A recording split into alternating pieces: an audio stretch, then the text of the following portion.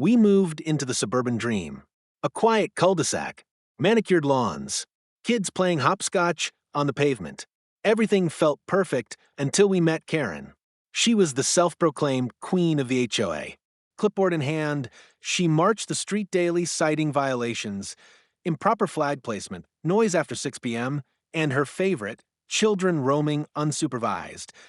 Our daughter, Ava, just 5, loved drawing chalk animals on the sidewalk and giggling with her friends. Karen hated that. She'd glare through her blinds, then come stomping down to scold the kids for defacing HOA property. We tried to stay polite. My wife even baked her cookies once. She refused them. Then came the letters, threatening fines, demanding Ava be disciplined for screaming during play. I called the HOA board. No help. Karen's passionate. They said, she just wants to keep things orderly. But Karen's passion grew darker. One morning, she placed a sign near our yard. Parents, control your brats. I tore it down. That afternoon, she stood at the edge of our lawn, arms folded, staring at Ava like she was a stray animal. My blood boiled. I walked over and told her to stay away. She smirked. Your child is a liability to this neighborhood. I didn't sleep that night. The next day, I installed cameras. Something told me we'd need them. It was a warm Saturday. The air smelled like barbecue, and kids rode their scooters up and down the sidewalk. Ava was on her tricycle, wearing her favorite unicorn helmet. I sat on the porch, scrolling through emails. For once, it felt peaceful. Then I heard it. Pop. A loud, sharp crack, like firecrackers. But deeper. More violent. Ava screamed. I looked up and my world stopped. Karen stood near her driveway, both hands on a small black pistol. She didn't even flinch. Ava collapsed on the grass, clutching her leg, blood pouring through her pink leggings. I ran. Neighbors screamed. Phones were dialing 911. I dropped to my knees, pressing my hands to Ava's leg, trying to stop the bleeding. She shot me, Daddy. Ava sobbed. Why did she shoot me?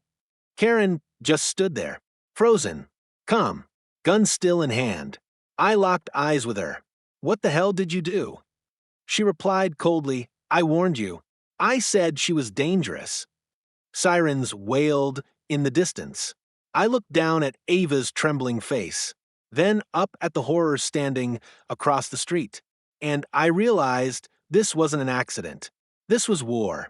The first officers arrived within minutes, but they stopped at the edge of the cul-de-sac, radios buzzing. Gun still, visible. Suspect uncooperative. Karen stood like a statue in front of her house, pistol dangling loosely in her hand. She wasn't running. She wasn't surrendering either. Then came the black van. SWAT. 6 men in tactical gear stormed out, weapons drawn. They crouched behind the police cruisers, assessing the scene. Karen didn't blink.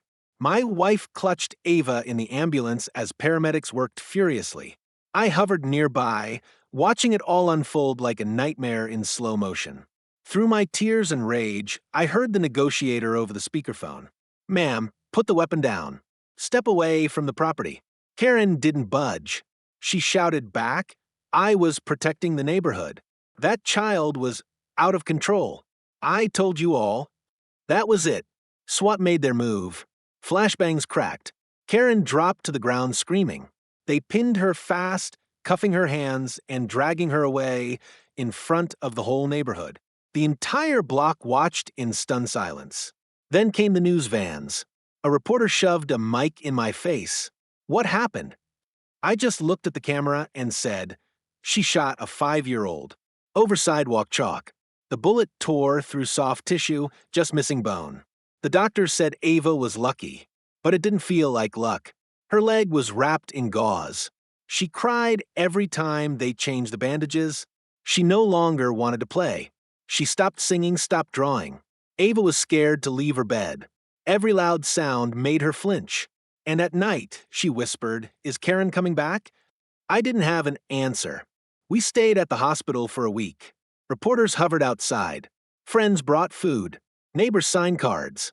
Even strangers sent gifts. But nothing could undo what Karen did. My wife and I took turns sleeping in the chair beside her. We kept telling ourselves she was safe now. But safety felt like a lie. Ava finally spoke again on the 8th day. "Daddy, can I ride my trike again someday?" I knelt beside her. "Yes, baby. You'll ride again. And I'll run right beside you." She smiled barely. But I knew this wasn't over. Karen might be behind bars, but her lawyers were working overtime. The HOA hadn't even issued a statement. I wasn't going to let this fade away. Ava deserved justice, and I was going to get it publicly. Karen's mugshot was everywhere. Disheveled hair, cold eyes. But what shocked me most wasn't her face, it was her lawyer's statement. Ms. Lockridge acted out of fear. She believed the child was in danger of harming herself or others. This was a tragic overreaction, not a criminal act. A 5-year-old in danger of what exactly? The HOA board held an emergency meeting, but instead of apologizing, they doubled down. Ms. Lockridge served our community with dedication. "We cannot comment on the legal matter, but we remind residents to report violations through proper channels." Violations? My daughter was bleeding in a hospital bed, and they were worried about violations? I'd had enough. I went public with everything. The videos, the letters, the history of harassment. Every ignored warning. News outlets aired the footage from our door camera. Karen pacing, yelling, pointing at Ava days before the shooting, calling her a menace. America saw the truth. The public turned. Online petitions demanded the HOA be dissolved. Thousands called for Karen to be charged with attempted murder. Children across the country sent Ava drawings of hearts and butterflies with a message: "You are brave." But Karen? She sat in a courtroom and pled not guilty. The trial was set, and I promised Ava, we're going to make sure she never hurts anyone again. The courtroom buzzed with cameras, protesters, and reporters.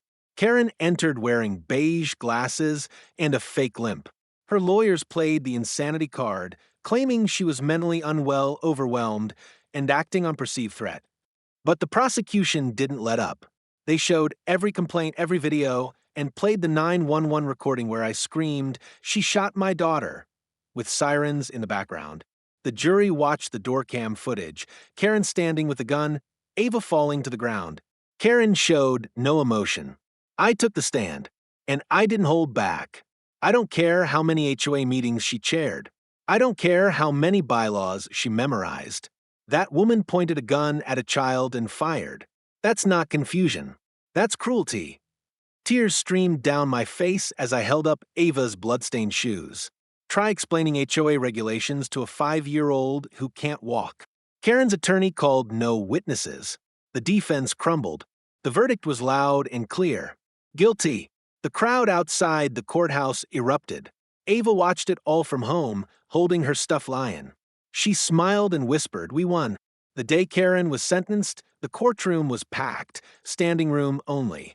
I held Ava's hand as she sat in her wheelchair beside me, a pink bow in her hair and steel rods in her legs. The judge looked straight at Karen. "Ms. Lockridge, you were entrusted with leadership. Instead, you weaponized it. You allowed ego and control to override reason and decency. And you nearly took a child's life." Karen stared blankly, still playing the victim.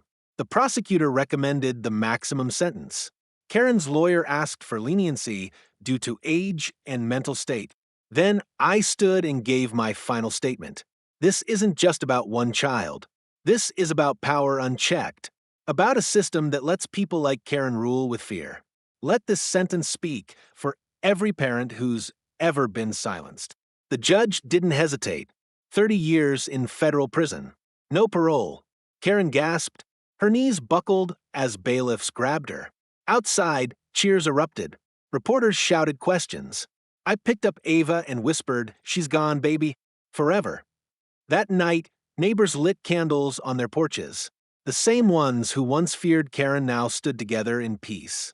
Justice had name. And it was Ava. 6 months later, Ava took her first steps. Slow, shaky, beautiful. The therapy, surgeries, and pain hadn't defeated her. She smiled as we clapped, her courage filling the room. The neighborhood changed too. The HOA board resigned. A new, diverse team was elected. Their first act? dedicating the neighborhood park to Ava's Corner, where kindness lives. Kids played freely again. Sidewalk chalk returned. Laughter replaced fear. And Karen? She faded from headlines, locked behind concrete and barbed wire. But Ava's story didn't fade. Her recovery inspired millions. Schools taught her story. Anti-bullying campaigns used her image. She became the symbol of standing up to fear. One day she asked me, "Daddy, why did Karen hate me so much?" I knelt and said, "Some people fear joy, baby. But you didn't let her take yours." She hugged me tight. I looked around at the park filled with happy children. My daughter's voice, once silenced, now echoed across swings and slides. Karen tried to break her. Instead, Ava rebuilt a community. Stronger, brighter, and unstoppable.